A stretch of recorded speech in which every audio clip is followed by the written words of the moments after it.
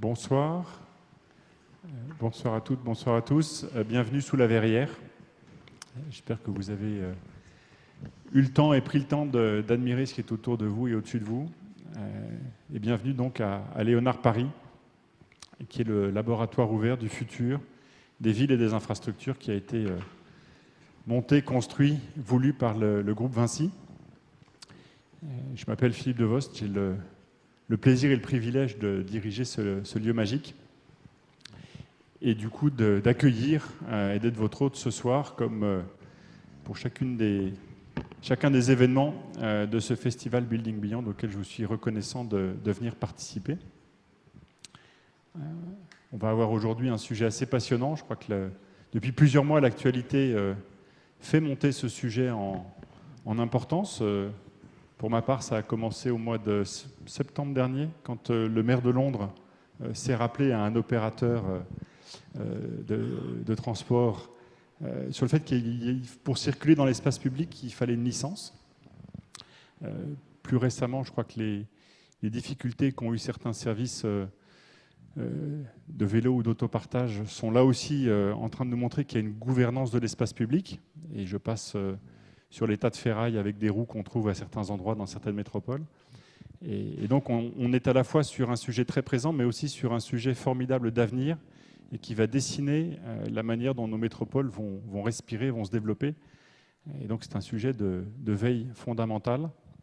Et donc qui de mieux placé pour introduire et pour animer ce débat que celui qui, chez nous dans l'équipe de Léonard, s'occupe de la veille, s'occupe de la communication, s'occupe des communautés, et qui est Mathieu Lerondeau, auquel je vous prie de faire un triomphe, et qui va avoir la responsabilité et le plaisir d'animer ce débat. Merci.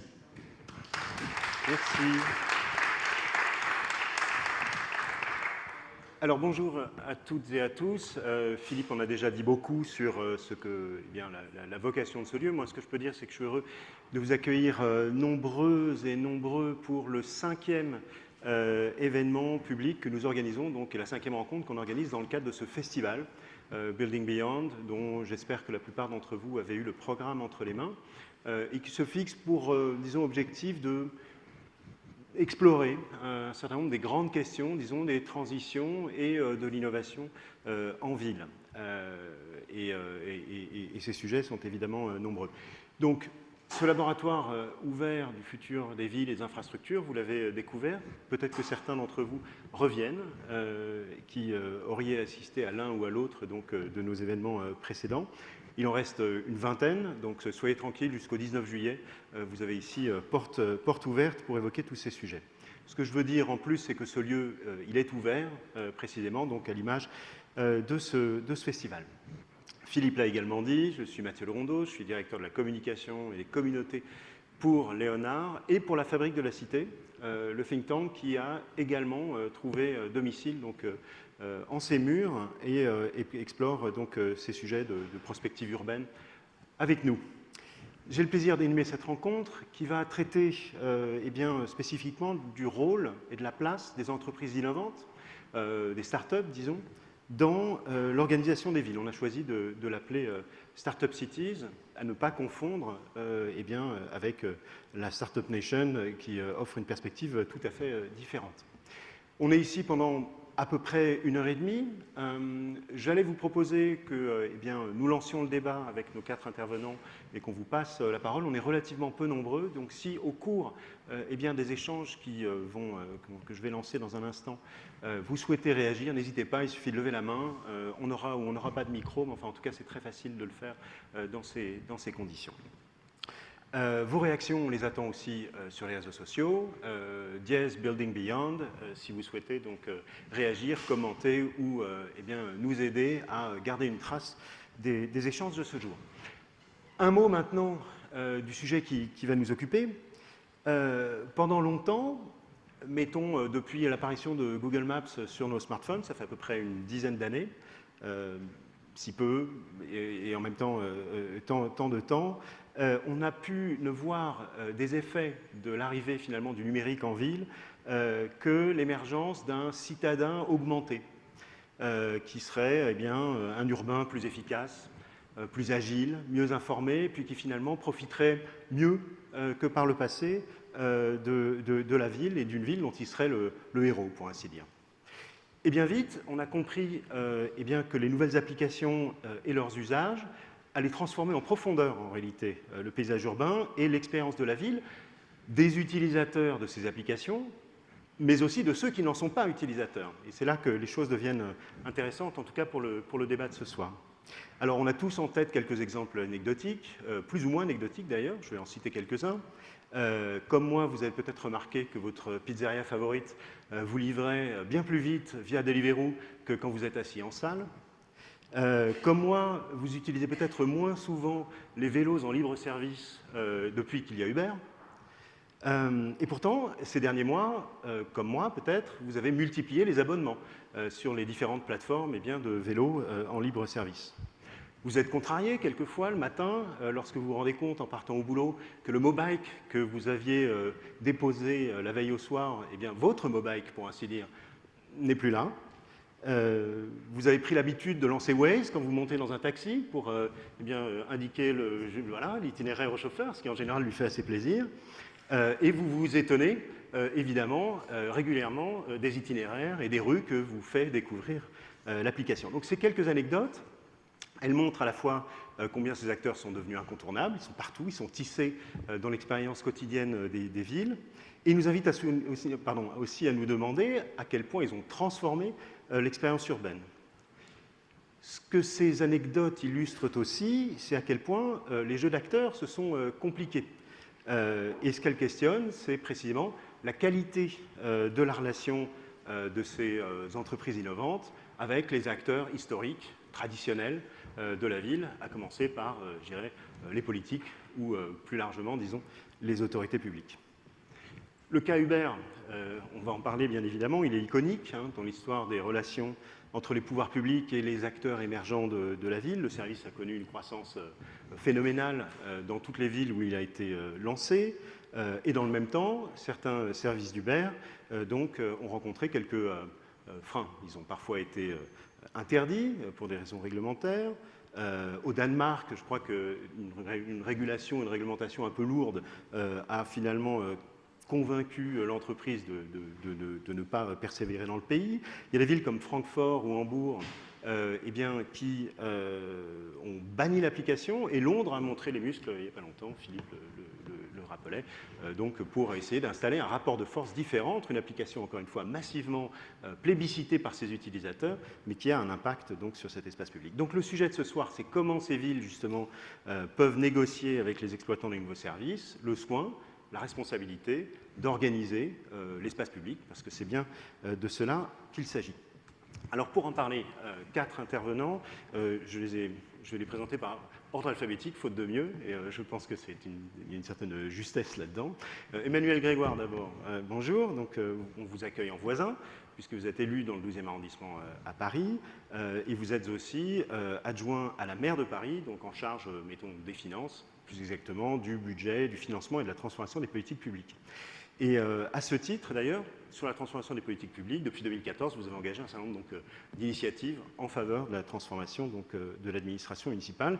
Et vous pourrez témoigner de la nature des relations parfois conflictuelles et certainement également partenariales qu'il peut y avoir justement entre un exécutif local et des acteurs émergents.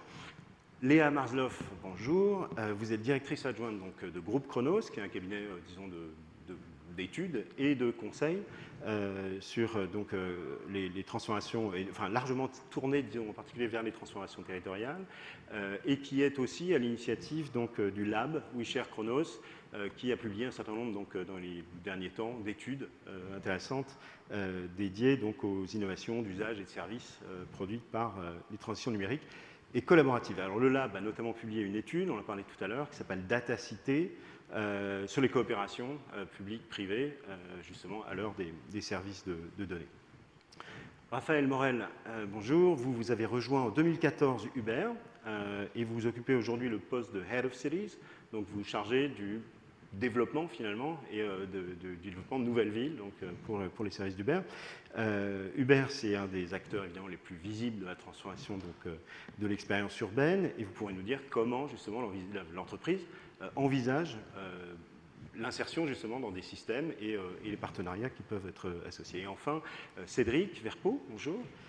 Vous êtes le responsable donc, du programme Smart City à la Caisse des dépôts et vous travaillez notamment donc, sur l'articulation des échanges entre des acteurs historiques de la ville, des pure players du numérique et des institutions publiques. Voilà, et vous avez également donc, travaillé sur, en particulier, l'impact et le rôle du numérique dans les petites villes. Et c'est aussi un aspect qu'on va essayer de regarder pendant le débat d'aujourd'hui. Et vous allez pouvoir nous aider à regarder un peu au-delà des métropoles ou des grands centres urbains auxquels on pense, je dirais, spontanément quand on aborde ces questions. Alors d'abord, enfin, moi j'ai témoigné d'un certain nombre donc, de mes expériences ou anecdotes, mais je pense qu'elles sont assez représentatives de celles qu'ont connues donc, la plupart d'entre nous. À tous, j'ai envie de vous demander d'abord, précisément, l'expérience des villes s'est transformée donc, avec ces nouveaux services. En 10 ans, qu'est-ce qui vous semble le plus avoir changé finalement dans cette expérience quand il s'agit de manger, de se déplacer, de visiter? Est-ce que c'est une vraie, disons, révolution, et derrière la révolution des usages, quelle révolution justement dans qui décide quoi finalement? Est-ce que quelqu'un veut en témoigner? Allons-y, alors je commence pour Uber, évidemment c'est le plus simple, mais je pense qu'on a tous vécu il y a 5 ans ou il y a 10 ans le cas le plus simple, on rentre de soirée un samedi soir, on cherche un taxi, un métro, un bus, on finit par rentrer à pied, on est sous la pluie, on rentre, on est fatigué, on l'a tous vécu, et évidemment pour moi le changement le plus majeur c'est ce que le smartphone a permis de rentrer dans la poche de chacun d'entre nous ici, c'est une facilité d'usage pour commander un service, en l'occurrence un service de transport, avec vraiment une application extrêmement simple. J'appuie sur un bouton, un chauffeur me prend là où je suis pour m'emmener là où je dois aller. Et la question, c'est même pas tant quel est le mode de transport. Est-ce que finalement je le fais en train, en tram, en bus, en vélo, à pied ou en VTC? C'est vraiment mon besoin, c'est un point A à un point B. Et nous, notre rôle, aujourd'hui via la voiture, mais peut-être demain avec autre chose, c'est on doit participer à rendre ce déplacement, cet objectif, cet usage, pour chacun d'entre nous ici, le plus simple possible. Et évidemment, on l'a constaté dans les chiffres et dans les usages dont tu parlais, on a aujourd'hui 2,5 millions de personnes qui utilisent en France régulièrement Uber, transportées par 25 000 chauffeurs. Les chiffres sont quasiment fous, on a du mal à y croire, mais c'est effectivement ce qui se passe, c'est que quand il y a une demande et un besoin qui est aussi fort et qui a une offre historique qui est limitée, évidemment, avec un usage qui est simplifié par l'application, la façon dont les gens s'approprient ce service est extrêmement rapide et évidemment touche des quantités considérables de personnes. Donc en très simple, évidemment vous m'attendiez là-dessus, mais c'est ce que je dirais le plus grand changement, c'est cette capacité à pouvoir se déplacer plus simplement, de manière plus sûre qu'avant et le plus souvent un peu moins cher. Moi aussi, j'ai envie de parler de mobilité, mais je ne parlerai pas d'Uber, je parlerai plutôt de Citymapper.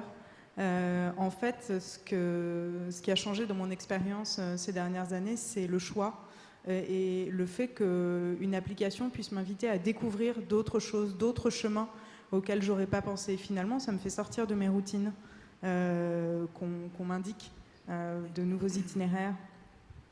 Que ce coup-ci je peux prendre un vélo, que ce coup-ci je peux prendre un bus qui va m'emmener au métro, tiens, j'y avais pas pensé.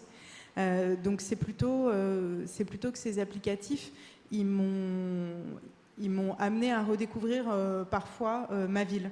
Alors ça, c'est ma ville en tant que Parisienne. Parfois, ma ville, je bouge et je suis en grande banlieue où je suis dans des territoires peu denses. Et dans ce cas-là, en fait, il n'y a pas. Il n'y a pas, et ce qu'on regarde et ce qu'on voit aussi à travers nos observatoires, c'est cette fracture qui grandit. Entre 2014 et 2016, on l'a vu, là on recommence cette année. Cette fracture qui grandit entre des hypercentres des métropoles extrêmement choyés en termes de mode de transport, de redondance des offres, et puis des habitants de périphérie ou du peu dense, qui, eux, malheureusement, n'ont pas encore énormément de solutions, alors qu'on pense qu'il y a des marchés, qu'il y a des choses à faire aussi là-bas. Donc on aura l'occasion d'y revenir pendant ce moment d'échange. C'est effectivement un des sujets qu'on aborde un peu plus loin, mais peut-être que Cédric a un exemple justement pour contrarier justement cette impression que tout se passe dans les centres urbains. Non, mais c'était plus pour commencer pour... je reparlerai des villes moyennes et des centres non urbains. Mais pour moi, un des changements majeurs, et je me place du côté des acteurs publics, c'est qu'il y a quelques années, la ville, elle était faite par des acteurs privés qui étaient sous contrat avec la collectivité, la commune, l'intercommunalité. Et depuis quelques années, la ville, elle est aussi faite par des acteurs qui n'ont plus aucun lien avec la collectivité, ou en tout cas pas les mêmes liens. Donc ce sont sur tous les sujets, de la mobilité, des Uber, des Citymappers, mais sur plein d'autres sujets, l'énergie, l'environnement. Et donc c'est cette nouvelle complexité pour les acteurs publics. Ça serait intéressant évidemment d'avoir le retour de la mairie de Paris. C'est cette nouvelle complexité de plus simplement avoir des contrats type délégation de services publics. Je demande à un grand aménageur, alors ici on est chez un aménageur historique, qui marchait avec des contrats avec la ville. Et voilà, on est de plus en plus dans le cas, mais sur tous les sujets, pas que sur la mobilité. Et donc c'est cette nouvelle complexité pour les acteurs publics, de dire c'est quoi travailler avec un géant du numérique qui peut être chez moi. Enfin, Waze, moi j'ai déjà entendu des élus qui me disaient « moi je suis contre Waze ». Oui, mais c'est pas parce que vous êtes contre que vos usagers dans la ville, ils vont pas l'utiliser. Puis Waze, il est partout, je crois que c'est le 2e marché mondial, la France, après les États-Unis. Donc les acteurs, ils sont là. Donc ça veut dire quoi pour une ville? Mais on y reviendra avec le cas de Waze ou avec d'autres. Ça veut dire quoi pour une ville? Ces nouvelles formes de partenariat qui sont beaucoup plus hétérogènes, beaucoup plus complexes. Ça appelle aussi des nouvelles ressources pour les acteurs publics. Je dirais quelques mots très complémentaires de ce qui vient d'être évoqué, peut-être pour remettre, y compris en perspective, le thème de la table ronde, qui est qui gouverne les villes. Moi, je pense que ça a toujours été et que ça restera toujours les citoyens, au sens les usagers. C'est-à-dire c'est l'usage et la transformation des usages qui façonnent la ville. La question, c'est quelles sont les orientations, quelles sont les impulsions de transformation qu'on peut y inclure. Et incontestablement, la révolution que nous vivons, qu'on l'appelle révolution numérique ou par plein d'autres mots, Smart City, il y a évidemment des angles d'entrée différents dans le sujet, est à mon sens caractérisé par 3 phénomènes qui bousculent la fabrique des politiques publiques, mais on y reviendra après. Le premier, c'est la question de la temporalité, c'est-à-dire que l'innovation n'est pas un phénomène nouveau, mais cette accélération, là, c'est un phénomène inédit, qui est probablement d'ailleurs le plus bouleversant en matière de perception et d'appréhension des enjeux. Le deuxième, c'est la question de l'autonomisation des acteurs. Vous l'avez évoqué, on y reviendra aussi. C'est comment des acteurs peuvent venir répondre à des usages sans avoir demandé l'autorisation à personne. Et on verra que par bien des aspects, c'est très bien. Et par bien des aspects, ça peut poser des problèmes qu'il faut réguler. Et le troisième, et c'est une révolution y compris qui vient impacter le service public, c'est la question de l'individualisation. La question qu'aujourd'hui, grâce au numérique, on peut avoir une approche qualitative hyper individualisée, ce qu'on n'avait pas, ce qu'on ne pouvait pas avoir aussi efficacement il y a quelques années avant l'irruption de méthodes, d'outils numériques. Et donc la question, dans l'évolution des usages, quel est le rôle de chacun? Quel est le rôle des acteurs privés? Il y en a toujours eu, il y en a des nouveaux, il y en a de plus en plus et de façon de plus en plus rapide. Le rôle des acteurs publics en matière, de régulation, mais la régulation, c'est pas seulement normer l'usage, c'est aussi répondre à des enjeux sociétaux que les acteurs privés appréhendent moins ou pas. On reviendra notamment sur les sujets de mobilité. Et le troisième, c'est le rythme auquel on le fait et quels sont les arguments de politique publique à disposition. Et vous l'avez évoqué, c'est incontestable que les formes juridiques de gestion déléguée sont aujourd'hui assez obsolètes au regard des besoins qu'on voit émerger. On pourra y revenir plus longuement. Donc, on le voit bien, des transformations en profondeur, tant du côté de l'usage que même, je dirais, du côté de la gouvernance, disons. Léa, peut-être un mot, on s'était dit qu'on reviendrait peut-être sur cette idée de data service urbain, comme que vous employez pour décrire finalement l'agrégat, disons, de ces services. Vous n'êtes pas la seule, sans doute. Oui, data service urbain, ça a l'air d'être un gros mot, c'est tout simple en fait.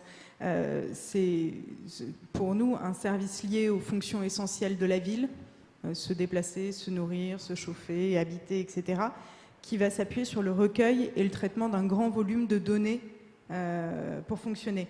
Alors, les plus connus, on l'a dit, c'est Waze, Uber, mais La Ruche qui dit oui, qui nous permet de mieux nous nourrir, ou Le Bon Coin, qui est devenu la première agence immobilière, sont des data services urbains.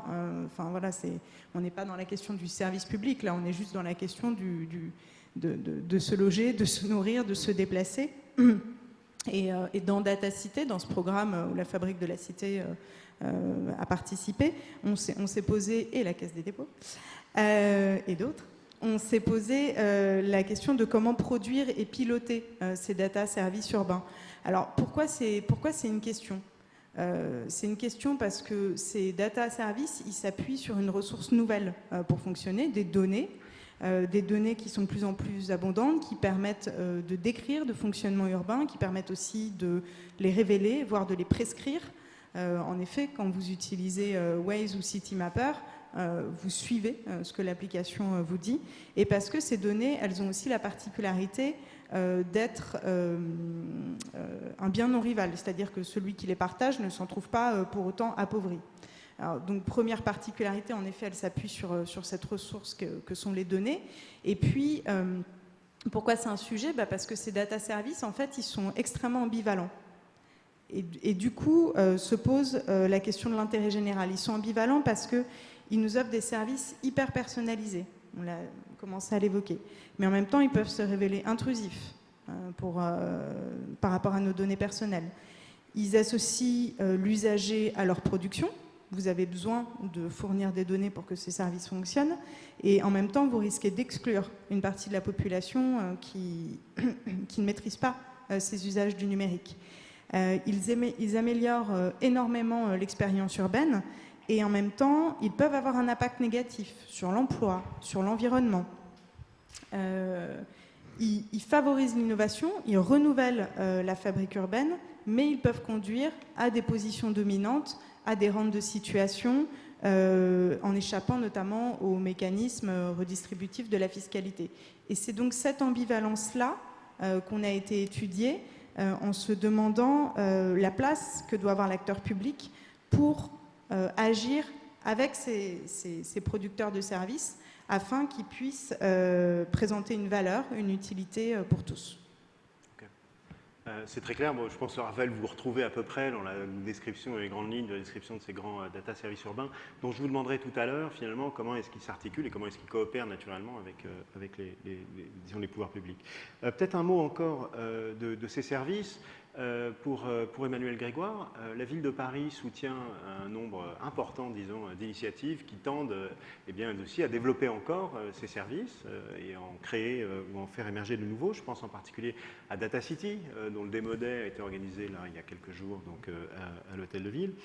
Est-ce que soutenir ces programmes-là et l'émergence de ces nouveaux services de ville, c'est une pure question, disons, d'attractivité et de commodité pour les usagers, les Parisiens en l'occurrence et au-delà, ou est-ce que ça reflète aussi le souci de faire émerger justement une autre façon justement de faire émerger ces services? Alors, non, vous avez tout à fait raison, il y a 3 dimensions dans le soutien à l'écosystème de l'innovation au sens large. Il y a une dimension économique que vous avez résumée, mais c'est exactement ça par le sujet attractivité, c'est un enjeu d'emploi des grandes métropoles. Le deuxième, c'est un enjeu sociétal, c'est de transformation d'usage.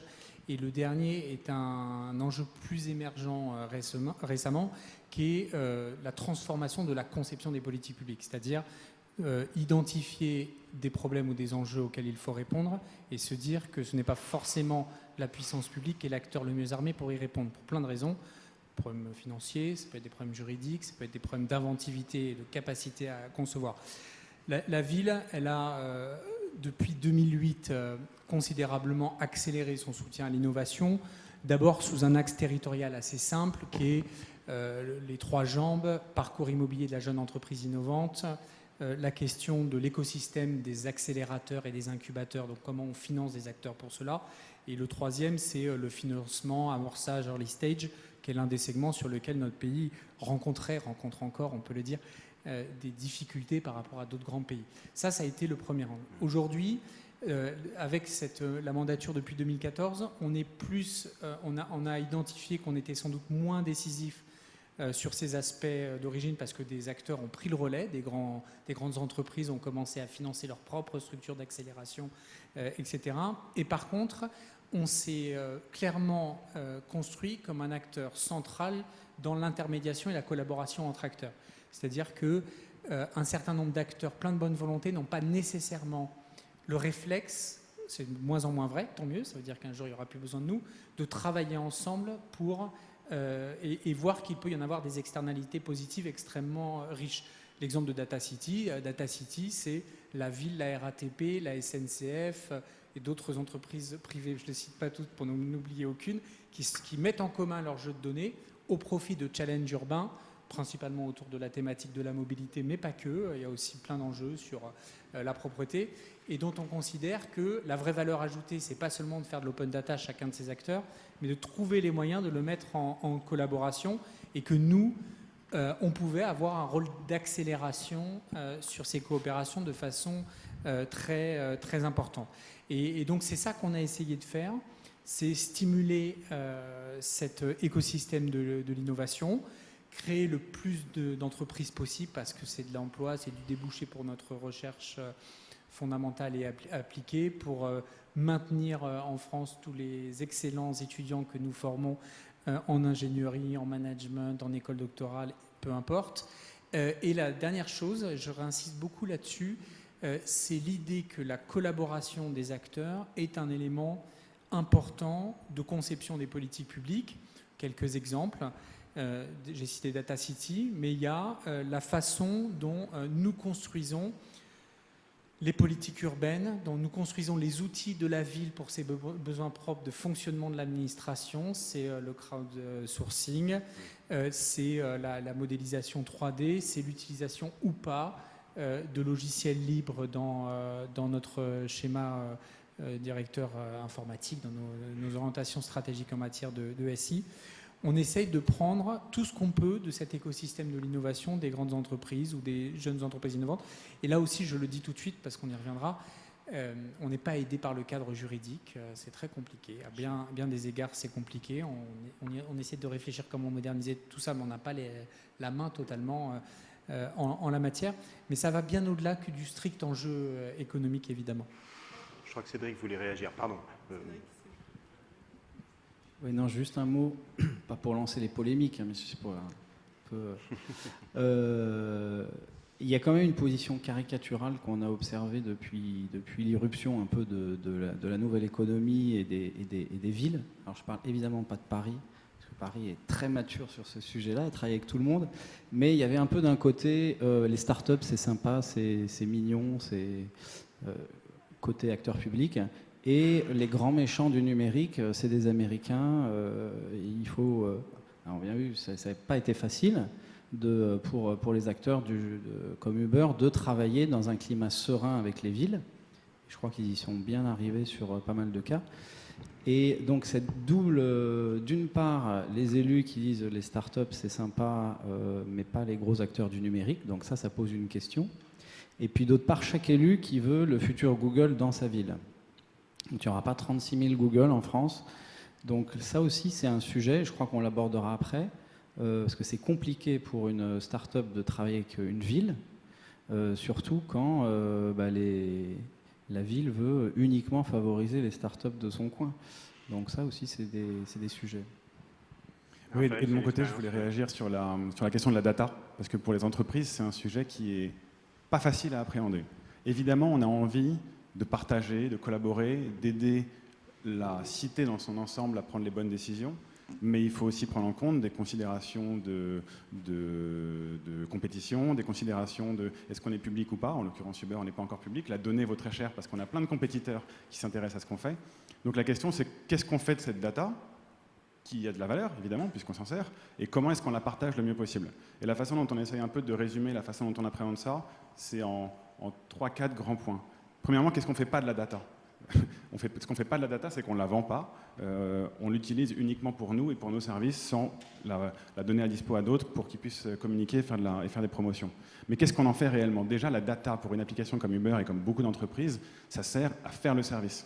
Imaginez demain une application smartphone dans laquelle il n'y a pas de data, il n'y a pas de GPS, évidemment vous n'êtes pas localisé, évidemment ça ne fonctionne pas. Donc ça peut paraître bête, mais la data on en a besoin pour ça. La deuxième data qu'on utilise, enfin le deuxième usage qu'on a, c'est pour évidemment créer de la confiance. Quand vous utilisez un Uber, vous commandez, vous voyez la note du chauffeur, vous savez que derrière Uber a mis en place des procédures pour s'assurer que le chauffeur a le droit de faire ce métier, a le droit d'utiliser la plateforme. Donc il y a une confiance qui se crée et le chauffeur aussi faut votre note, vous devez le savoir maintenant, mais dans l'application vous pouvez savoir quelle note vous avez. Le troisième ou quatrième usage, je ne sais plus où j'en suis, c'est de faire de l'analytique. Évidemment, on a envie de savoir comment ça se passe Uber à Paris par rapport à Rennes, à Barcelone, à Tokyo et à New York. À quel moment de la semaine les chauffeurs sont disponibles, à quel moment de la semaine les passagers ont besoin de se déplacer. Et puis on arrive au dernier point qui est comment on collabore avec les villes, avec les collectivités sur cette data. Data City qui a été nommé, on a voulu partager un jeu de données et on l'a fait parce qu'on trouvait ça intéressant justement de croiser pas seulement notre data à nous mais avec d'autres usages. Et on l'a fait volontiers, mais effectivement, on l'a fait sur un jeu de données, parce qu'on ne pourrait pas partager toutes nos datas qu'on a chez Uber, évidemment, ça a de la valeur. Et donc, on a essayé de réfléchir à comment initier une forme de collaboration, ce n'est pas encore assez, mais c'est le début. Et donc, ce qu'on a fait, c'est qu'on a nous-mêmes créé un outil qui agrège des datas qui sont partageables. Donc, c'est un outil, c'est un site web qui est en ligne. Waze en a fait un aussi, je crois, Airbnb en a fait un. Et chez Uber, ça s'appelle Uber Movement. C'est un site web gratuit qui permet de savoir comment, d'une zone à une autre, combien de temps on met, tout simplement. En temps réel, de savoir, grâce au volume statistique qu'on a de toutes les courses qui sont faites à Paris, combien de temps on met pour aller d'une zone à une autre, de manière hyper précise. Et ça permet justement aux collectivités, aux urbanistes, à tous les gens qui s'intéressent à l'infrastructure, de comment est-ce qu'on analyse l'impact, finalement, d'une décision, en termes de circulation, d'un événement, une Coupe du Monde, de tout ça, sur vraiment la circulation. Et pendant longtemps, les collectivités se basaient sur des rapports qui étaient souvent faits tous les 5, 10 ans ou 15 ans, de rapports d'usage des mobilités de la part des citoyens, sauf que ça coûtait extrêmement cher et c'était fait tous les 10 ans. Nous, avec cet outil, on le met à disposition pour dès l'heure qui suit, la donnée est disponible. Évidemment, c'est qu'un début, évidemment, on partage tout, évidemment, enfin, on partage pas tout, évidemment, il faudrait plus, mais c'est un pas qu'on a envie de faire parce que ça permet justement à la ville de prendre les bonnes décisions. Et si les bonnes décisions sont prises, la ville sera plus fluide. Et si la ville est plus fluide, on pense qu'on a notre jeu à jouer là-dedans. Mais évidemment, ça engage aussi vers ce pas qu'on a, je pense, envie de faire chez Uber depuis maintenant quelques mois, qu'on a pris un vrai virage, pour nous sortir de cette croissance extrêmement rapide qu'on a pris pendant les premières années, où on a été très bipolaire, parfois adoré, parfois détesté. Et je pense pour des bonnes raisons, on est capable aujourd'hui chez Uber de faire ce mea culpa de cette agressivité au sens américain du terme, à vouloir aller très vite, pour justement nous rapprocher des gens qui connaissent beaucoup mieux que nous à la base de la mobilité, les enjeux de chacun, et essayer de mieux travailler avec ces villes, en commençant par collaborer et par partager ce qu'on peut partager, même si tout n'est pas facile à partager. Alors la data, c'est évidemment un point clé, je pense, dans tout ce débat, parce que l'usage qu'on peut en faire et le partage, notamment, et la façon dont les différents camps ou les différents acteurs peuvent en faire bénéficier les autres, donc, est déterminant. La data, on parle beaucoup, on a beaucoup parlé d'open data au cours, mettons, des 10 dernières années, où il s'agissait souvent, pour les acteurs publics, de mettre à la disposition de l'écosystème, disons, d'entrepreneurs, des données qui seraient utiles au développement et de leurs applications. Donc, je pense qu'aujourd'hui, l'ensemble des grandes applications et grands services de données urbains utilisent les données mises à disposition par les collectivités. Donc ça, je voudrais qu'on en parle. Et puis, on reviendra effectivement également donc, sur Uber Movement et peut-être aussi sur l'initiative de Waze que vous avez citée, qui, elle aussi, a choisi de mettre à disposition donc, un certain nombre des fragments, disons, des données dont dispose l'application. Peut-être un mot déjà de l'open data. Est-ce que, il y a différents, disons, modèles de mise à disposition. Je me tourne vers Cédric qui me faisait signe et qui devra prendre la parole et rebondir sur ce point en particulier. Mais il y a plusieurs modèles de mise à disposition et on se rend bien compte que toutes les collectivités ne donnent pas toutes leurs données à tous les acteurs. Certaines cherchent à mettre en place des espèces de partenariats modulaires. On pense à Lyon en particulier, qui a 3 niveaux de licence en fonction des engagements donc, de leurs interlocuteurs.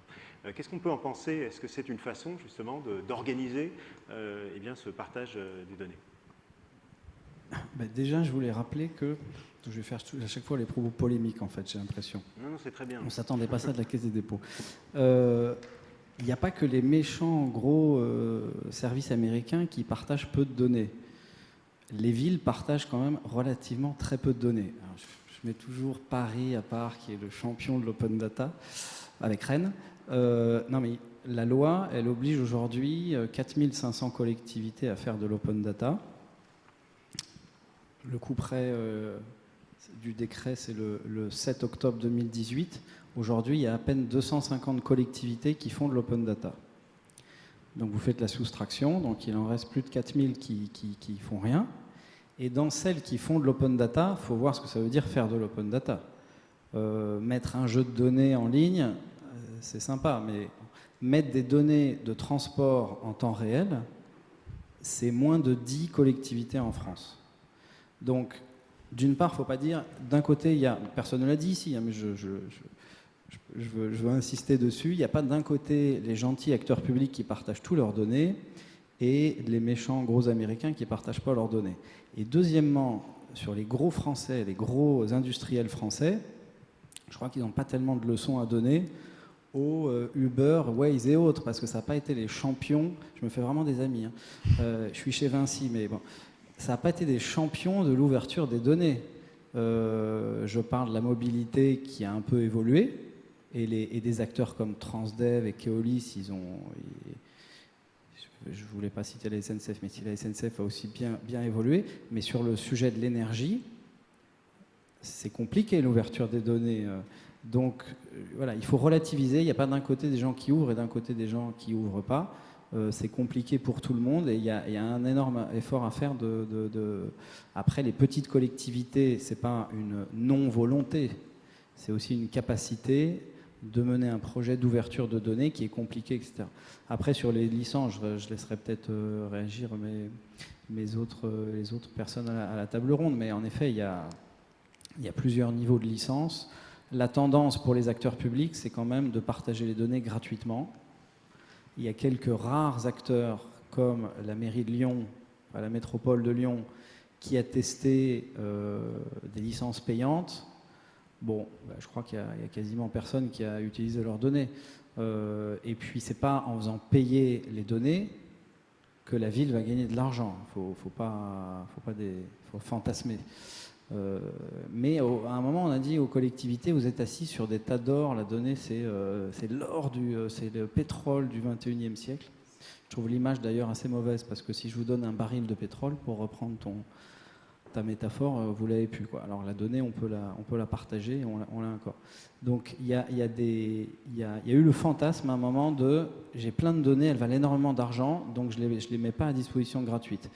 Et en fait, c'est pas comme ça que les collectivités vont gagner de l'argent, c'est plutôt les externalités positives de l'ouverture des données. Et voilà, l'immense majorité des collectivités mettent à disposition, avec une ou deux licences, leurs données gratuitement. Mais il y a quelques collectivités, comme Lyon, qui ont testé la licence payante, et je crois qu'ils vont bientôt abandonner cette voie-là. Et le partenariat avec les plateformes, précisément, avec Uber pour Movement, dont j'ai pu tester effectivement l'interface tout à l'heure, et j'ai pu vérifier qu'on se déplaçait systématiquement, quelle que soit l'heure du jour, à peu près sur une distance de 4-5 km plus vite à vélo qu'en voiture. Mais enfin, ça, c'est, voilà. Mais est-ce qu'aujourd'hui, c'est des plateformes avec lesquelles, justement, qui composent avec, mettons, la ville de Paris? On sait que Lille, par exemple, a conclu un partenariat donc avec Waze sur l'utilisation et l'échange finalement de données disponibles dans les systèmes de la ville et dans l'application pour aménager, disons, et procéder à la gestion de ces services. Peut-être Emmanuel pour réagir sur ce point-là. Est-ce que ces coopérations existent déjà au-delà de jouer avec les interfaces? Elles existent. Alors, je vais juste défendre un tout petit peu Lyon, ce qui est rare, il faut le noter. Sur la philosophie quand même, parce qu'on ne fait pas la même chose. Nous, on a une licence ODBL, l'Open Knowledge Foundation, c'est un parti pris de départ, mais qui quand même permet à un moment donné d'obliger à la contractualisation sur un niveau de requête. Pourquoi? Parce que c'est pas la même chose de mettre la donnée à disposition gratuitement et de financer l'infrastructure qui sous-tend la mise à disposition de la donnée. Je veux dire ça parce que l'intérêt de la donnée, notamment en matière de mobilité, c'est la paysation, et qui dit appaysation dit compétences, investissement, etc. Et dès lors que des acteurs économiques créent du service avec lequel ils gagnent de l'argent, je pense qu'il ne faut pas s'interdire a priori et ad vitam aeternam de refuser le principe de la facturation. Nous, on ne le fait pas pour l'instant pour une raison très simple, c'est que les niveaux de requête ne le justifient aucunement et que, comme vous l'avez dit très justement, moi j'ai la même métaphore, c'est un tas d'or la data, mais c'est un tas d'or périssable sur lequel il n'y a aucune valeur de commercialisation et c'est simplement par l'externalité positive de la mettre à disposition gratuitement qu'on arrive à avoir un retour sur investissement pour les collectivités. Je crois que ça progresse et c'est en train de fonctionner. Mais les grandes masses, l'enjeu de l'open data, c'est la paysation. Donc là, c'est-à-dire, j'imagine que tout le monde est familier, mais c'est transmettre de la donnée actualisée en temps réel, avec une subtilité très parisienne là-dessus, c'est que nous ne sommes pas opérateurs de transport pour des raisons très singulières, c'est parce que la plupart des communes sont opérateurs de transport. Nous, ce n'est pas le cas, puisque c'est Île-de-France Mobilité qui est l'autorité territoriale en Île-de-France pour l'organisation des transports, qui en confie l'exploitation à des opérateurs, vous connaissez tous, il y en a 3, RATP, SNCF et Optile. Mais il a fallu des longues années de combat avec la RATP et assez largement avec la SNCF, parce qu'elle voyait les données, là pour le coup, comme un enjeu stratégique, et sans doute c'est un peu vrai.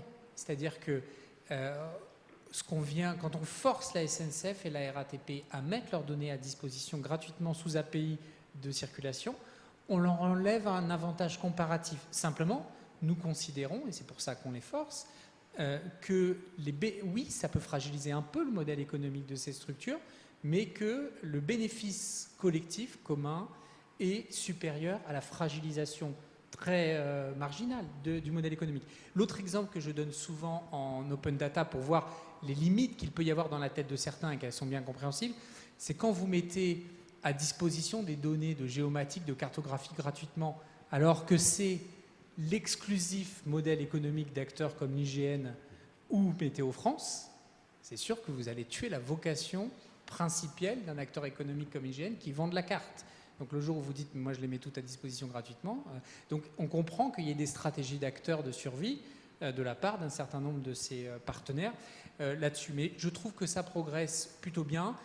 L'une des limites pour lesquelles les villes ne sont pas assez avancées, et ça c'est entre guillemets la chance de la ville, c'est que c'est compliqué de réfléchir à quelle bonne data je mets à disposition, d'avoir les moyens informatiques, humains, d'ingénierie pour le faire.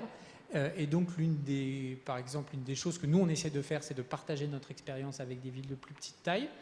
Alors, tous nos systèmes de mise à disposition d'open data, tous nos portails sont en open source, etc. Donc, toutes les villes peuvent le récupérer. Mais simplement, il faut que les autorités supracommunales, que ce soit les grandes métropoles, que ce soit l'État, donnent un peu de moyens aux collectivités. Sinon, par définition, elles ont d'autres priorités que ça à court terme. Peut-être un mot de Léa qui faisait un signe. Enfin, open data, oui, nécessaire, mais pas suffisant. Il y a 2 points. Il y a en effet quelles sont les données qu'on ouvre, des données sur des enjeux de transparence, de dépenses publiques, d'attribution des marchés, etc. Enfin, oui, bien entendu. Des données mobilité, moi je suis un petit peu plus partagée parce qu'en effet, on crée des situations de déséquilibre. SNCF Paris ouvre leurs données, forcées par la loi, Uber et d'autres non. Et du coup, en fait, tout le monde ne joue pas forcément le jeu. Donc se pose la question, en effet, de gérer la donnée comme un commun, donc une ressource partagée avec des règles de gouvernance, on y reviendra, et pas forcément simplement de le voir en termes d'open data.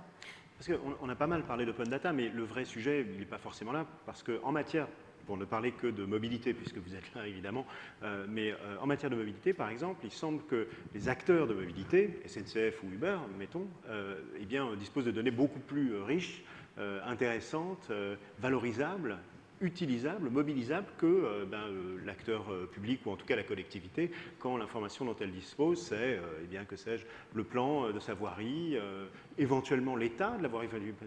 Je pense qu'un acteur comme Uber, bien au-delà des temps de trajet, par exemple, constatés moyens à l'échelle d'une ville comme Paris, dispose certainement de beaucoup d'autres informations. Et la question qui se pose, c'est est-ce que finalement les acteurs, les grandes plateformes de données ont autant besoin des données des collectivités que les collectivités, peut-être, ont besoin des leurs. On va laisser Raphaël peut-être répondre. La question est excellente parce qu'effectivement, il y a une grande question de quelle data on a besoin finalement. Nous, aujourd'hui, de ce que je sache, chez Uber, on utilise relativement peu les données des collectivités. On utilise toutes les données de cartographie, évidemment, de manière importante, mais avec des acteurs privés, et relativement peu avec des acteurs publics.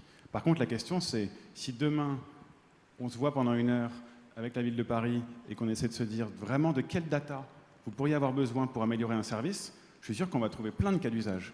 Mais je suis sûr qu'il va falloir travailler justement par des usages spécifiques, des cas particuliers. Si on commence à vouloir tout partager, évidemment, on se fait inonder sous une pluie de data. Par contre, nous, si demain on dit il y a 10 cas particuliers où la data d'Uber est utile pour améliorer la circulation, la façon de vivre dans les villes, etc., on le fera bien volontiers. Évidemment, on s'assurera qu'on a le droit de le faire d'un point de vue CNIL, d'un point de vue RGPD. Mais si demain, et on l'a fait dans le passé, par exemple avec la Gare du Nord, où on a passé quelques réunions avec eux, ils voulaient revoir le plan de circulation devant leur gare. Entre la voie pour les bus, le plan de prise en charge pour les taxis, pour les VTC, les piétons, les vélos, etc. Et donc nous, on a partagé avec eux différentes infos. Où est-ce qu'en majorité les points de prise en charge étaient faits, par où les chauffeurs arrivaient, quels étaient les points de destination des passagers en majorité, pour essayer de comprendre de manière très pragmatique, avec un vrai jeu de données réel, sur une période longue, comment est-ce que nous, Uber, on pouvait, ou en tout cas les VTC qui utilisent Uber, pouvaient impacter ces éléments-là. Et évidemment qu'on les a partagés parce que sur ce cas d'usage, on était pertinent. Maintenant, on peut en trouver plein d'autres et nous, on sera ravis de passer tout le temps qu'il faut avec les collectivités pour partager ce qui est utile, mais évidemment, le faire de manière plus large, c'est un peu plus compliqué. L'autre point, c'est que ça me faisait sourire, mais sur la partie API, nous, on a une vision qui est totalement opposée à la SNCF, c'est que depuis maintenant presque nos débuts chez Uber, on a toujours eu notre API qui était ouverte. Très rapidement, on a été intégré sur Google Maps, sur Transit, sur Citymapper. Aujourd'hui, dans Google Maps, on peut commander un Uber sans même sortir de l'application. Donc on est prêt à lâcher finalement du contrôle auprès de Google parce qu'on pense que finalement, si l'expérience utilisateur pour le passager est meilleure, ce qui compte finalement, c'est qu'il l'utilise à la fin de service. Donc s'il le fait avec Google alors qu'il ne l'aurait pas fait avec nous, ok, qu'il le fasse avec Google Maps. Si demain il va le faire avec Transit, Citymapper ou une application comme Onlymove à Lyon ou d'autres dans les villes, on est prêt à le faire et on le fait gratuitement parce qu'on préfère mettre en avant le service parce qu'on est convaincu qu'il est bon et que c'est le meilleur. Si les gens l'utilisent une fois, ils vont le réutiliser plutôt que de bloquer à l'entrée et d'essayer surtout de ne pas avoir trop de concurrents. Donc on a vraiment cette volonté d'être le plus ouvert possible. Peut-être Emmanuel, et oui, je rebondirai ensuite. Réagir sur 2 choses. L'exemple de Gare du Nord est un très bon exemple de collaboration. Pour que chacun comprenne, à Gare du Nord, nous avons un grand programme de restructuration, mais on a un problème depuis plusieurs années, mais accéléré ces derniers mois, c'est qu'il y a beaucoup de VTC qui se garent en double file en attendant leurs clients, qui ont été commandés dans les trains, etc. Et c'est un capharnaüm de circulation énorme. Et donc du coup, très intelligemment, nous avons réussi à travailler en commun pour essayer de mieux simuler les impacts de circulation sur l'espace ferroviaire, donc sur l'espace qui relève de la SNCF, ou de RFF et sur espace communal.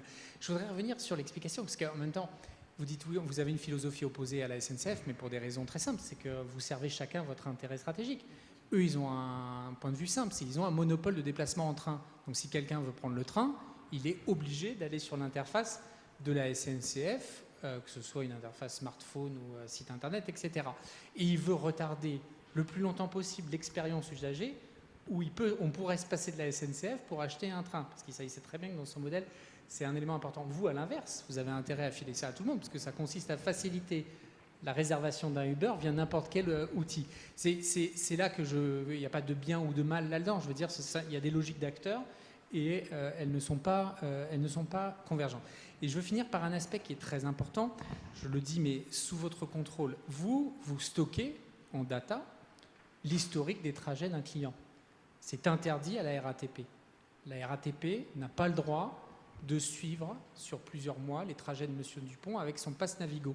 C'est pourtant quelque chose qui serait d'un point de vue stratégique, y compris pour le bien commun, extrêmement intéressant de savoir comment se répartissent les scénarios d'usage des transports en commun.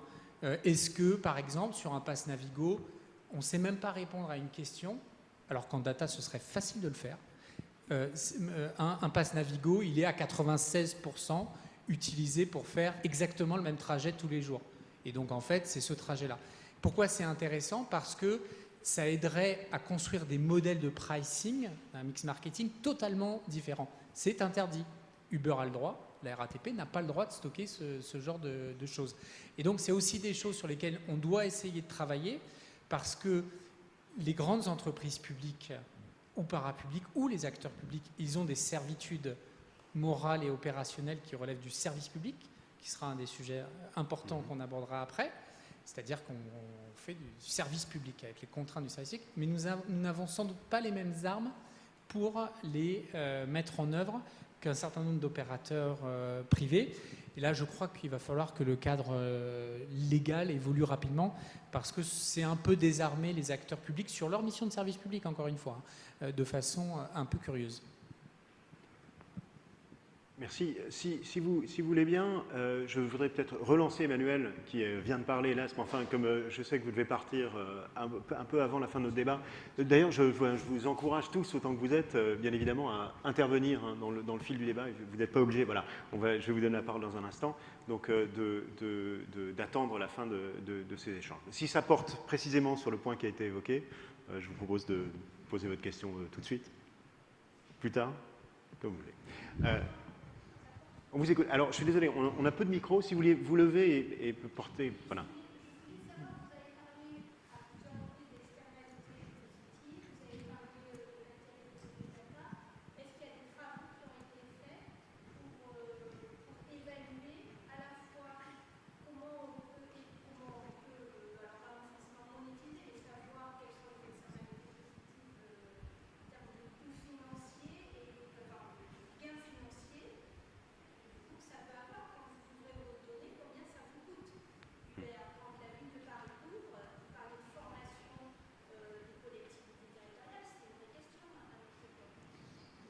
De mon côté, très vite, ça coûte relativement peu à une entreprise comme nous de le faire parce qu'on est digital native. Tout a été créé chez Uber pour être une boîte de tech, quoi. Donc extraire une donnée, il faut juste qu'en interne, on ait quelques process pour que les personnes qui ont le droit de le faire puissent le faire et les partager avec les bonnes personnes. Mais à part ça, c'est relativement faible en termes de coûts. Par contre, le gain, évidemment, il est assez externe dans la mesure où, encore une fois, on pense que c'est in fine l'impact sur la circulation qui va être amélioré. Donc des gens vont peut-être se dire « Ah mais en fait, Gare du Nord, c'est plus tant un enfer que ça de commander un Uber », donc ils vont le faire. Donc c'est un horizon assez long terme et assez indirect, mais tant que ça a un impact positif sur la ville, ça devrait in fine avoir un impact positif sur nous. Et là, je raisonne vraiment uniquement à l'échelle d'Uber, mais peut-être qu'à l'échelle de la métropole et de la ville, l'enjeu est différent. Cédric, peut-être sur cette incise sur la question du coût et des bénéfices d'open data, et après je vous ramène à la question des pouvoirs, si on peut dire. Il y a quelques années, au début de l'open data, au début de 2010, l'Union européenne avait dit quand on va ouvrir l'open data, ça va amener, je sais plus, 20 milliards, ou je sais plus, j'ai plus le chiffre en tête. Je crois que c'était 6 milliards par an. Combien ? 6 milliards par an, c'était la promesse. 6 milliards par an. Bon.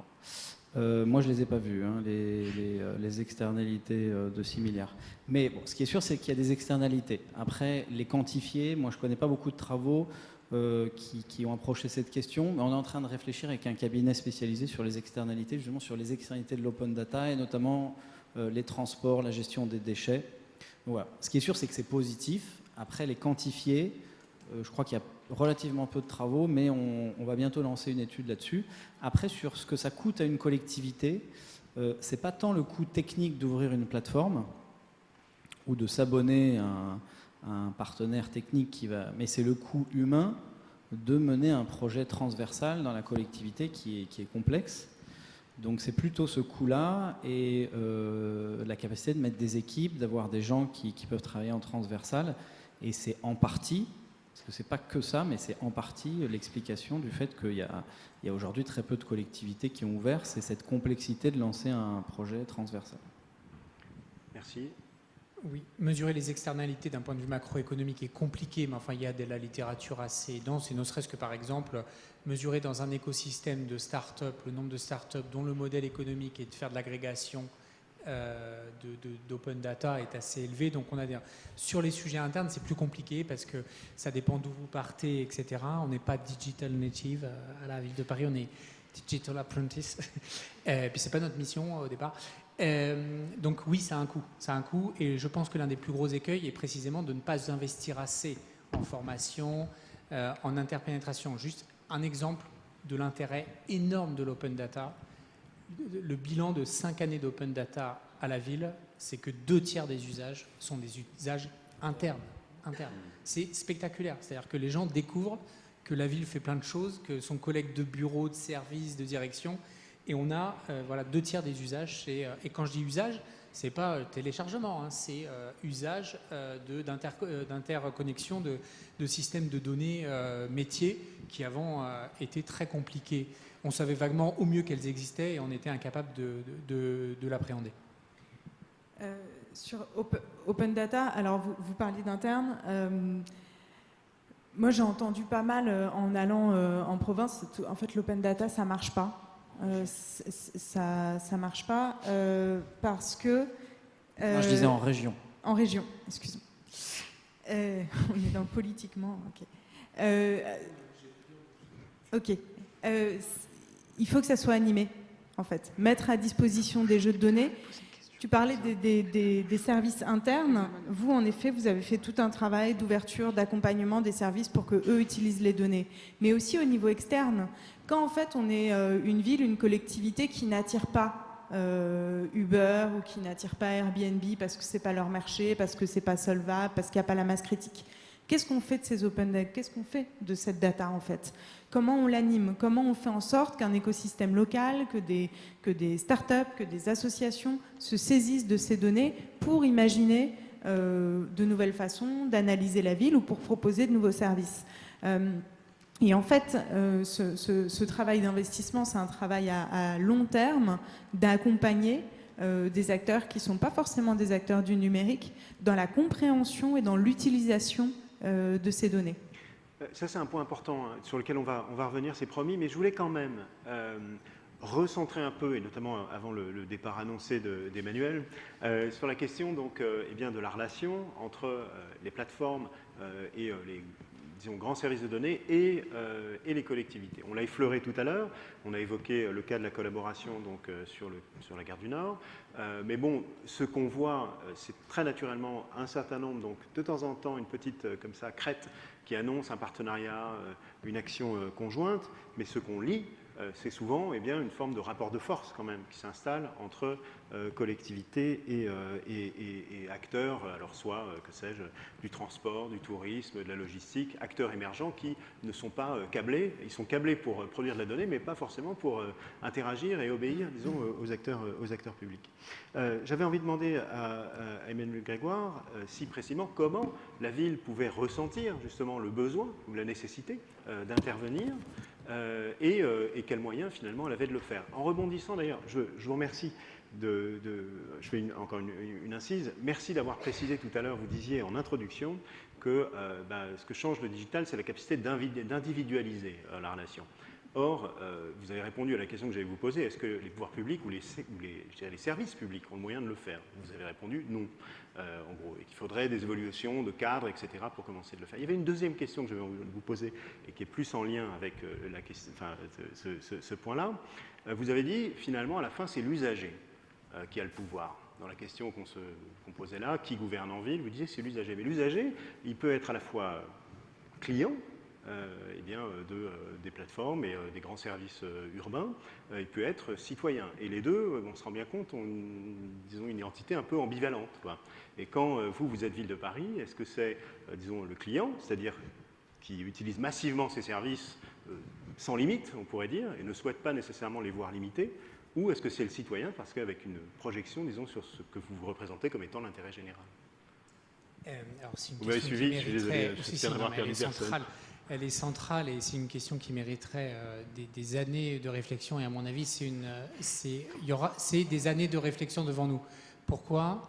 Parce qu'on est vraiment à la convergence, je le crois, de la divergence d'intérêts que nous ressentons à titre individuel, on l'exprime chacun de sa façon, entre la dimension d'intérêt individuel, j'ai un besoin, j'y réponds, et les effets pervers collectifs que ça peut générer, dont je suis, à titre individuel, moi aussi, victime.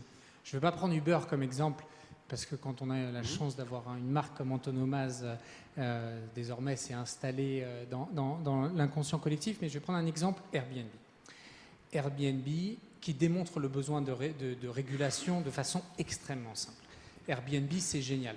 C'est génial pourquoi? Parce que n'importe quelle autre plateforme C'est génial. Pourquoi? Parce que des deux aspects, j'ai besoin de louer un truc sympa dans un quartier sympa, pas trop cher, ou en tout cas moins cher que l'hôtel.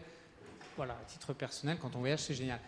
À titre de propriétaire, ou en tout cas d'occupant d'un bien, c'est génial aussi, parce que je vais pouvoir gagner de l'argent quand je ne suis pas là, voire même en faire une forme de métier, parce que c'est malheureusement une tentation qui existe. Donc tout le monde se dit c'est génial. Et après tout, pourquoi les pouvoirs publics viennent se mêler d'un truc qui n'apporte que du bien, c'est-à-dire répondre à une demande des touristes, quel qu'il soit, et deuxièmement, qui mettent du beurre, de l'épinard dans le beurre, parce que j'aime pas trop les épinards. Mais, et on se dit, mais qu'est-ce qu'on a? Je vais vous dire, c'est très simple. Nous pensons que Airbnb et les plateformes sont le plus gros contributeur de l'accélération phénoménale des prix de l'immobilier à Paris ces 4 dernières années. Pourquoi? C'est assez simple à démontrer factuellement. L'investissement immobilier n'est pas intéressant, l'investissement locatif immobilier n'est pas intéressant à Paris, parce que le taux de rendement est très faible pour un investisseur. En revanche, l'investissement plateforme de type Airbnb est hyper intéressant, parce qu'en moyenne, vous amortissez votre bien en 7 à 8 ans.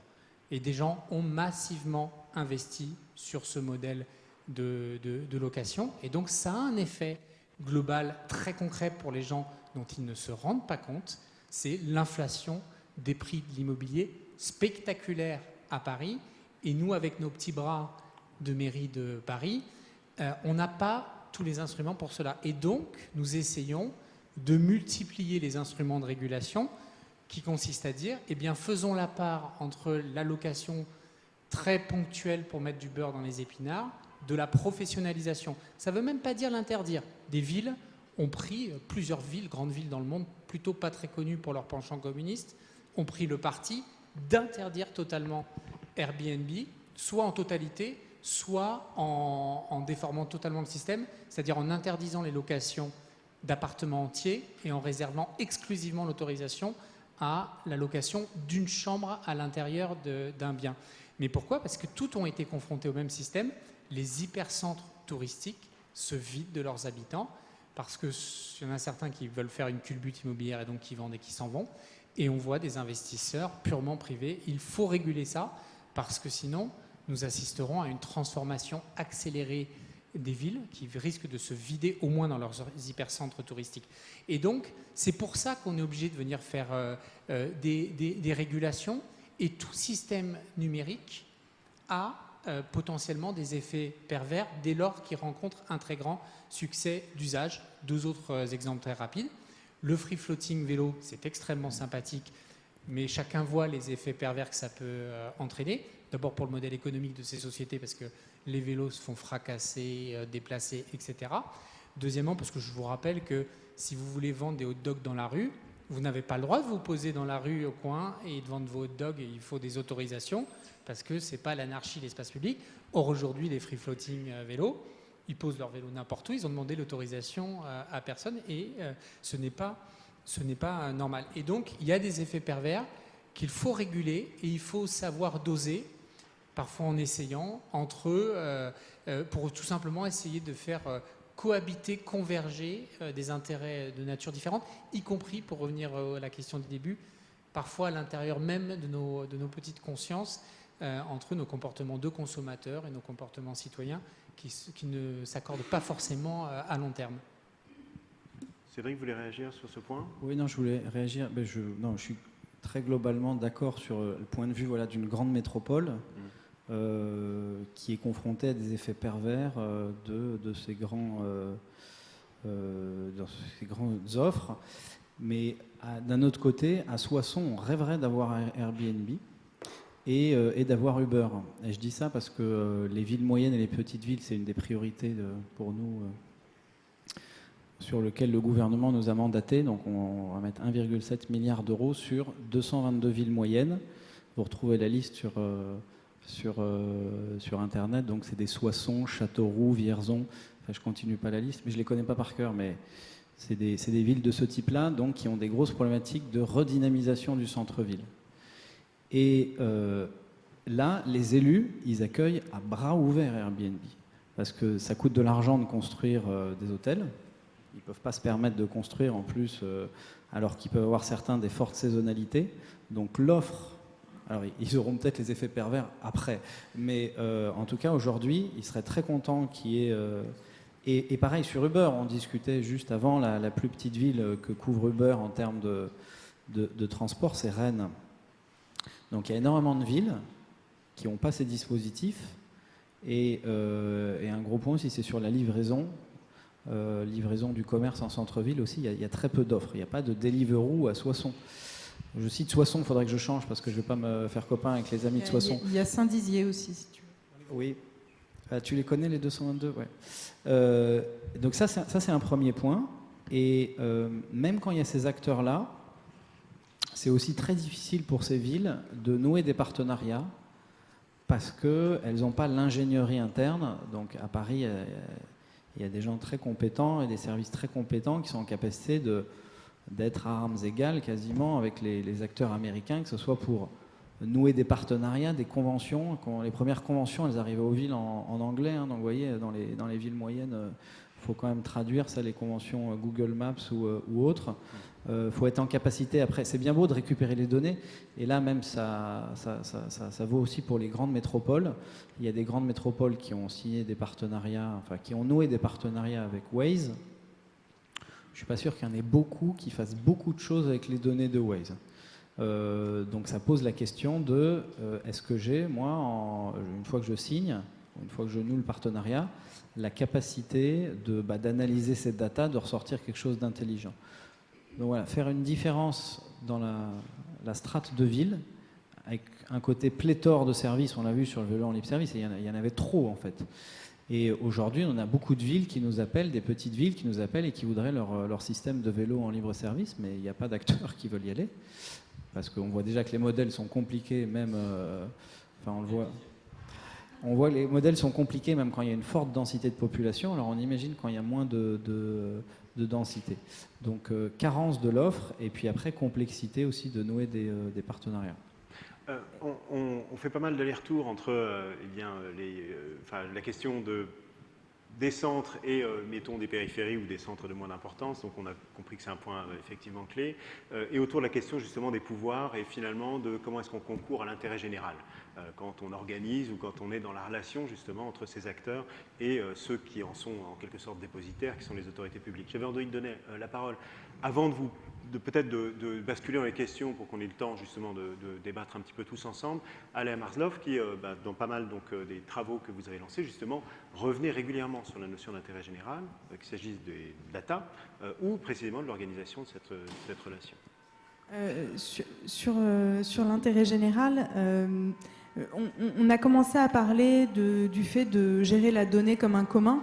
Les communs, c'est une notion qui est revenue pas mal à la mode. C'est simplement une ressource partagée par une communauté qui définit pour chaque membre de cette communauté, pour chaque partie prenante, les droits et les devoirs. Donc on est dans une forme particulière de la propriété, en fait, qu'on partage ce bien commun, et avec des règles de gouvernance partagées. Ces modèles-là, ils sont pas théoriques, hein, ils sont extrêmement pratiques. On parlait, et on va continuer à filer la question de la mobilité, comment on peut faire de cette donnée un bien commun au service de l'intérêt général. C'est le cas d'une régie de données qui s'est montée entre la France et l'Espagne sur une région transfrontalière, et cette régie, c'est Transfermerga, et là en fait c'est OK, vous voulez un calculateur d'itinéraire transfrontalier qui fonctionne bien, rentrez dans la communauté, on vous aide à ouvrir vos données, on vous aide à monter la qualité de ces données, et en échange, vous pouvez avoir cet applicatif pour vous et pour vos usagers.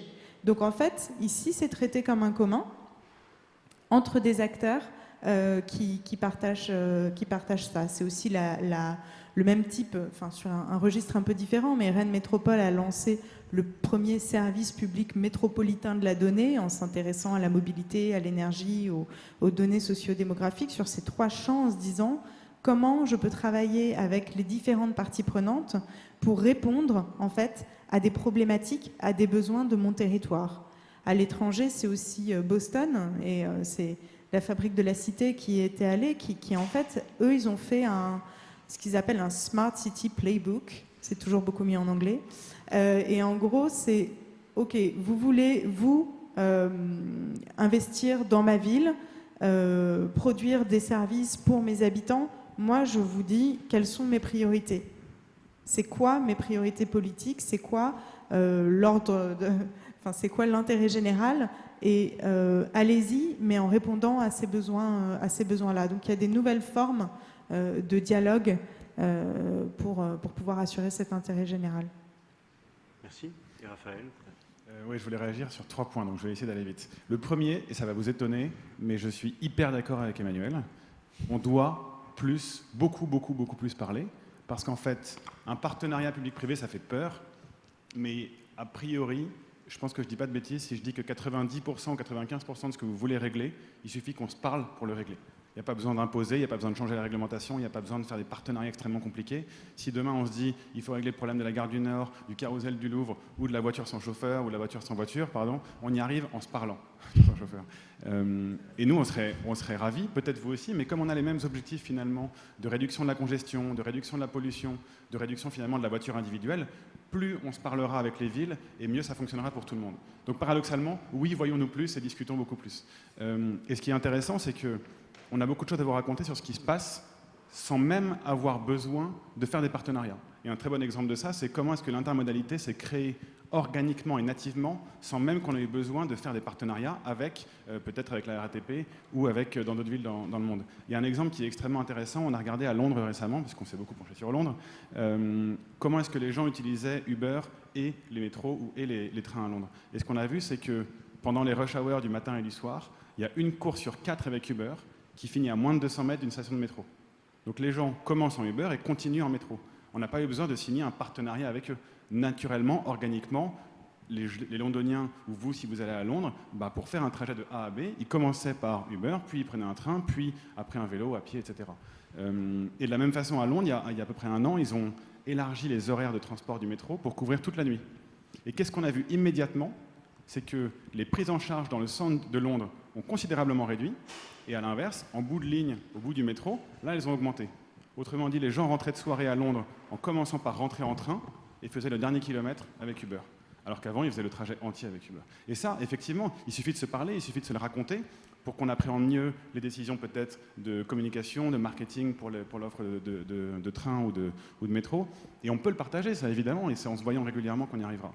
Et le dernier point que je voulais mentionner, c'est que on a historiquement, et encore une fois, je n'ai aucun problème à faire ce mea culpa, pendant longtemps, pas assez fait tout ça, donc c'est aussi évidemment de notre faute, était peut-être trop arrogant, trop rapide, trop tout, et qu'on essaye de changer. Et un bon exemple de ça, c'est Rennes, justement. On a lancé nos services à Rennes il y a 2 mois. On a commencé à parler à la métropole en juillet 2017, 1 an avant, pour leur demander quelles sont vos problématiques, qu'est-ce qui est important pour vous, quand, le soir, le week-end, dans quelle zone, est-ce que pour vous ce qui compte c'est la couverture géographique, c'est le maillage, ou est-ce que c'est la sécurité la nuit? Et en apprenant à se connaître, on a aussi, compris que peut-être que la métropole avait besoin d'un service de transport à la demande comme Uber, et 2, qu'il fallait qu'on axe notre développement sur certains points, notamment la nuit, parce que Rennes est une ville très festive, et puis autour de la gare, parce que l'arrivée du TGV a généré des flux considérables de personnes qui vont pour le loisir ou pour le travail. Mais on a commencé à se parler régulièrement, et pas plus tard qu'il y a 1 semaine, on a envoyé notre premier bilan de qu'est-ce qui se passe à Rennes en 2 mois, en termes de nombre de chauffeurs, en termes de nombre de clients, pour qu'ils aient cette donnée-là et pour qu'ils puissent mieux eux-mêmes faire évoluer leur façon d'appréhender la mobilité d'un point de vue service public, quand nous, on vient le compléter d'un point de vue service privé. Donc oui, 1000 fois 1000 pour se parler beaucoup plus, parce que ça réglera 90% des problèmes, avant que les problèmes émergent même, j'allais dire. Merci beaucoup. J'ai très envie de poursuivre sur l'idée justement de ces partenariats, de ces dialogues, disons, renforcés. Mais enfin, j'aimerais vous donner à vous la parole. Voilà, vous avez les mains depuis longtemps, madame également, et puis ce sera votre tour ensuite. Merci. Merci. Bonsoir à tous. J'ai une question. On a parlé d'usage, effectivement, au tout début. On a parlé des prérogatives des citoyens. On parle de plus en plus, depuis de longues années, à la mairie de Paris, de démocratie participative.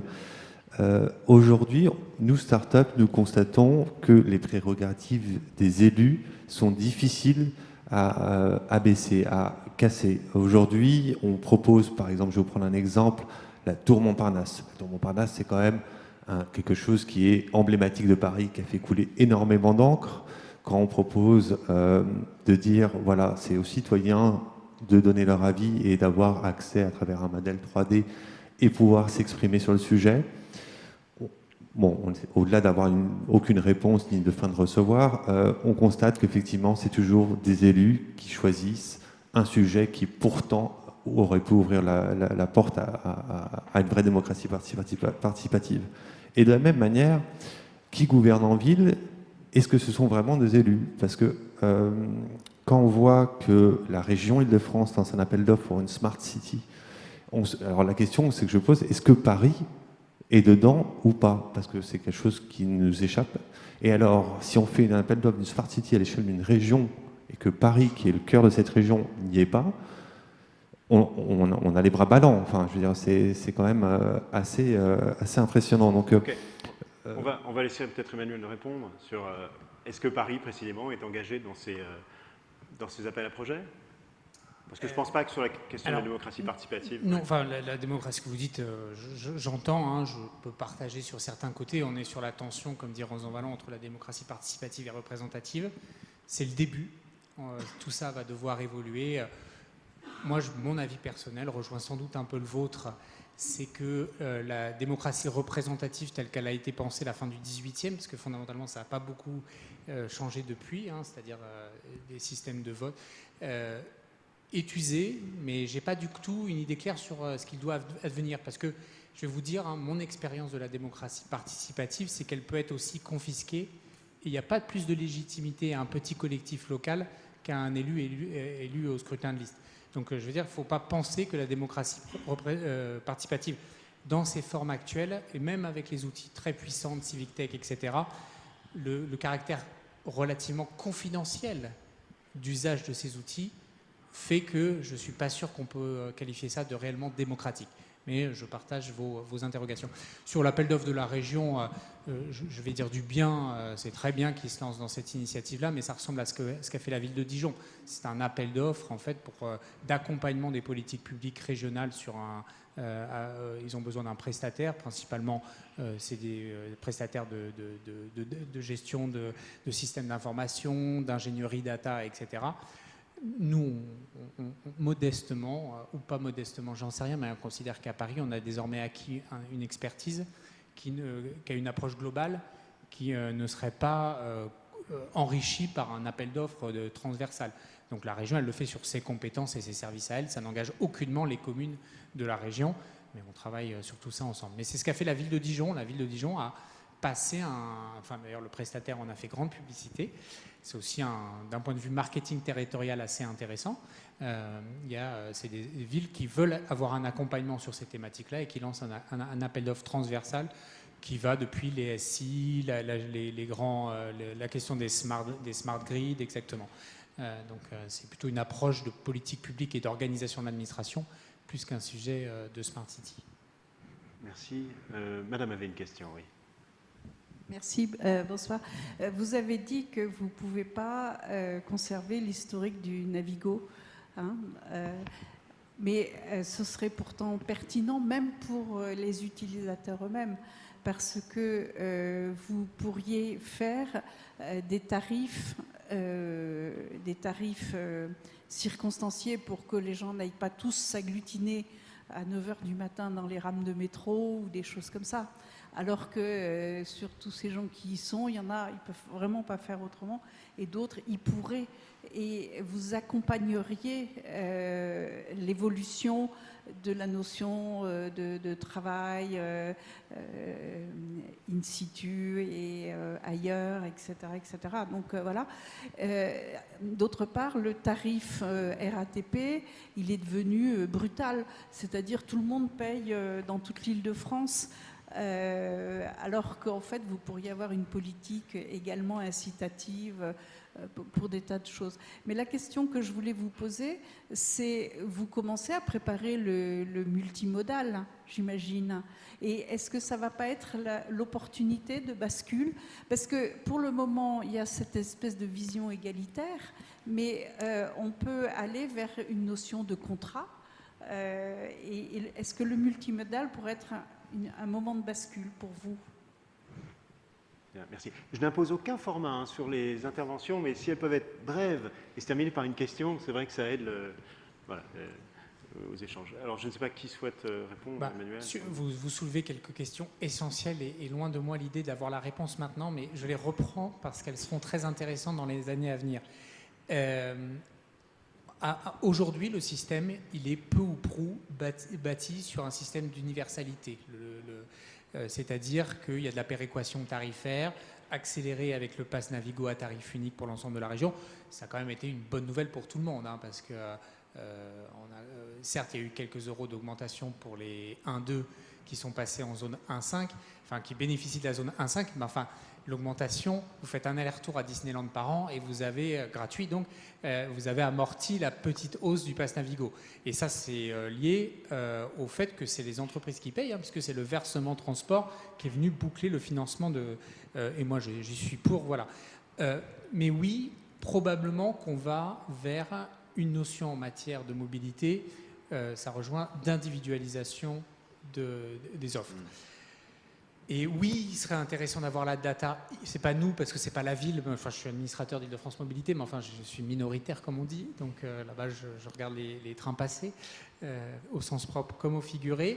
Mais en tout cas, on converge tous sur une idée, c'est que la révolution des mobilités, et ça inclut des acteurs de type Uber dans le panier de services, le free-floating vélo, voiture, on aura peut-être l'occasion de reparler de Vélib ou Autolib, qui ont été un tout petit peu percutés ces derniers temps, mais pour des raisons sans doute un peu d'erreur de notre part, mais aussi des raisons exogènes très intéressantes à étudier, mais que du coup, on va devoir introduire une réflexion centrale, qu'est-ce que les anglo-saxons appellent le MaaS, Mobilité as a Service, c'est-à-dire que pour répondre aux besoins futurs de la mobilité, ça ne peut pas passer par des opérateurs en monopole historique, parce qu'il faut avoir une individualisation des réponses. Et ça permet d'introduire une autre notion, qui rejoint ce qu'on a déjà évoqué, c'est que les opérateurs privés, ce sont des services au public.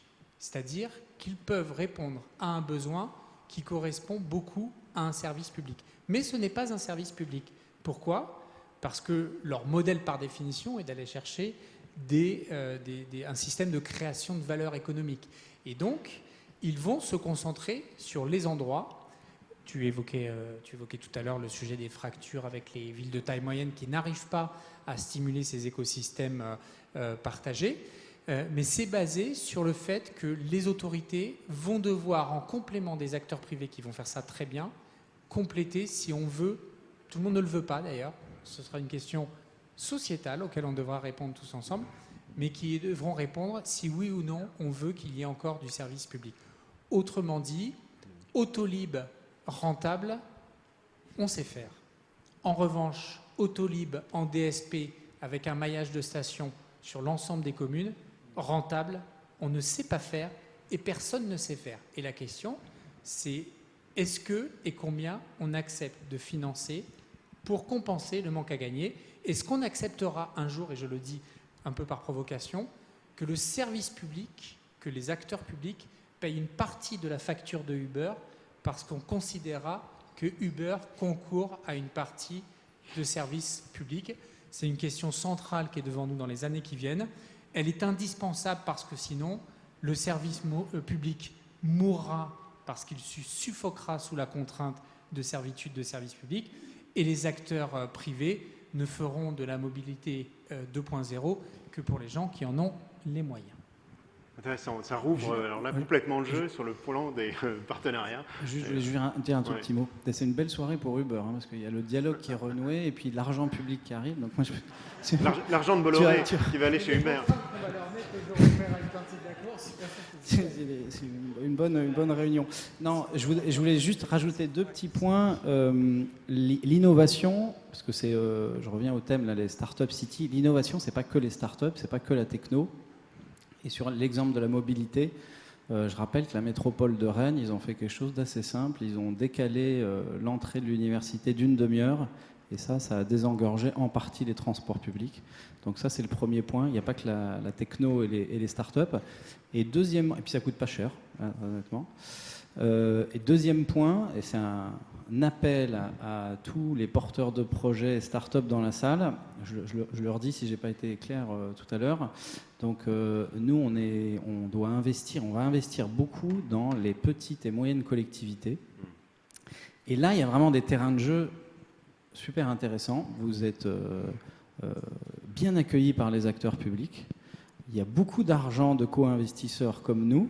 Et puis là, vous ne serez pas en concurrence avec Uber, Airbnb et autres. Donc tous ceux qui ont... Et là, c'est vraiment un terrain de jeu extraordinaire. Et puis qui concerne aussi après même d'autres pays qui ont d'autres sujets aussi de périurbain et de rural. Donc pour moi, ça aussi, c'est un challenge. C'est pas simple quand on est une start-up de traiter avec les acteurs publics, mais on est là pour vous aider. Donc voilà, appel à manifestation, ceux qui ont des projets de mobilité, d'énergie, d'environnement, enfin de services urbains pour les petites et moyennes collectivités. Je suis à votre disposition. Message reçu, et puis on pourra en parler juste après. Peut-être une dernière question avant de vous inviter à prendre un rafraîchissement. Vous aviez une question, vous vouliez intervenir? C'est vrai qu'on a fait pas mal d'allers-retours entre Paris et les régions. Et en l'occurrence, je voudrais vous poser la question de savoir, est-ce que vous avez des éléments de comparaison entre Paris et des start-up cities plus réputées fertiles, comme Tel Aviv ou Singapour par exemple? Et comment ça se passe là-bas? Et notamment sur la question de l'intérêt public en fait. Est-ce que le citoyen s'y retrouve chez eux ou est-ce qu'on a complètement zappé de l'équation? Merci.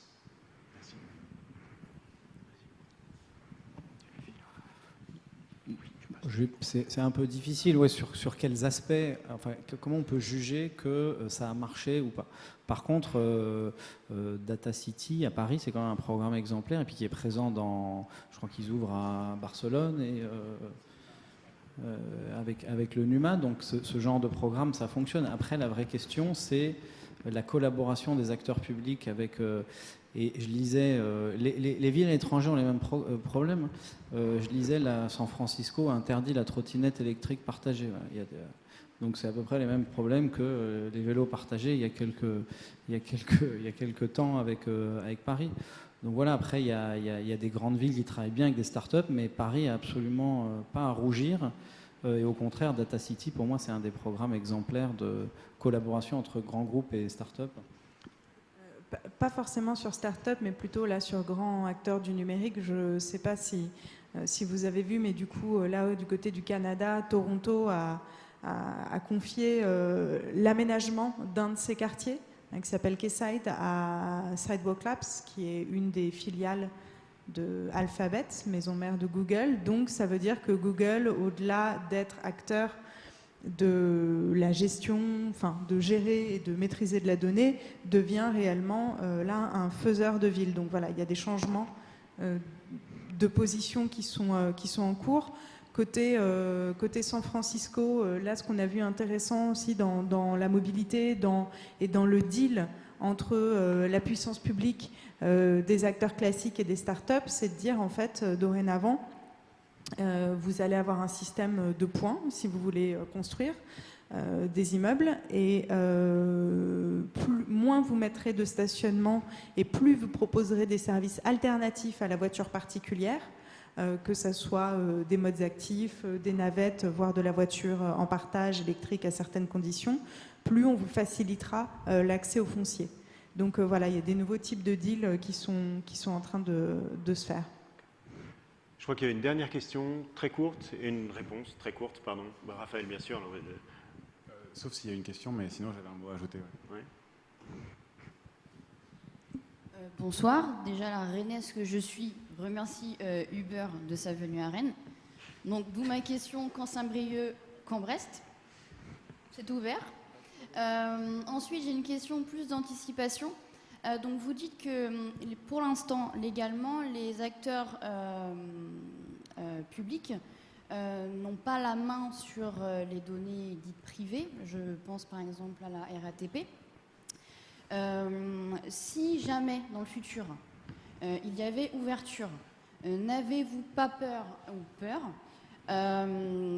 d'une collaboration et d'une insertion de ces données au sein de la machine judiciaire?